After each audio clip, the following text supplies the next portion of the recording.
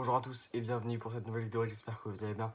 Aujourd'hui on se retrouve pour une parler de la Ligue 1 Uber Eats avec cette journée qui vient de se terminer, qui s'est terminée dimanche soir. On va commencer par le premier du classement, le Paris Saint-Germain qui a reçu le Stade de Reims et qui a fait match nul de partout. C'est un match nul assez surprenant, les 4 buts ont été inscrits dans les 45 premières minutes. Après ça a été une deuxième mi-temps contrôlée par les Parisiens mais avec beaucoup moins d'occasions, beaucoup moins d'envie des deux côtés. Surtout pour Reims qui voulait conserver ce match nul à l'extérieur.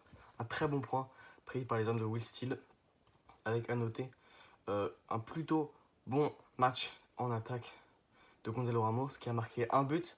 Et le deuxième but ne lui a pas été accordé parce que c'est un CSC, mais c'est quand même lui qui provoque ce but. Et il a provoqué d'ailleurs une main dans la surface. Ça a été contré selon l'arbitre, mais c'était bien de la main.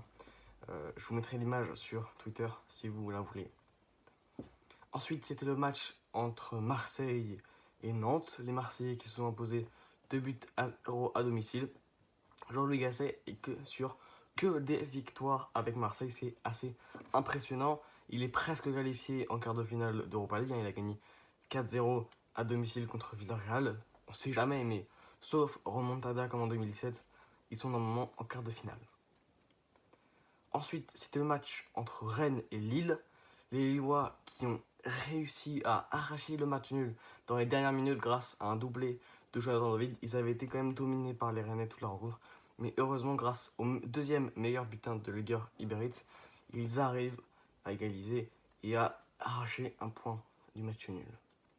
Le dernier match, c'était entre Lorient et Lyon. Lyon qui donc se déplaçait à Lorient en Bretagne après s'être incliné très largement, très lourdement même, à domicile face à Lens. 3-0, on rappelle, ils avaient aussi pris un carton rouge.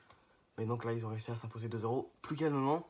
Et ils ont d'ailleurs bouclé leur première recrue. Ce sera pour le mercato d'été. Ce sera pour le latéral gauche brésilien pour remplacer Tagliafico qui part. Merci beaucoup d'avoir regardé cette vidéo. On se retrouve très bientôt pour une nouvelle vidéo sur la Ligue des Champions, mais aussi la Coupe de France. N'oubliez pas, mercredi, c'est la Ligue des Champions et la Coupe de France.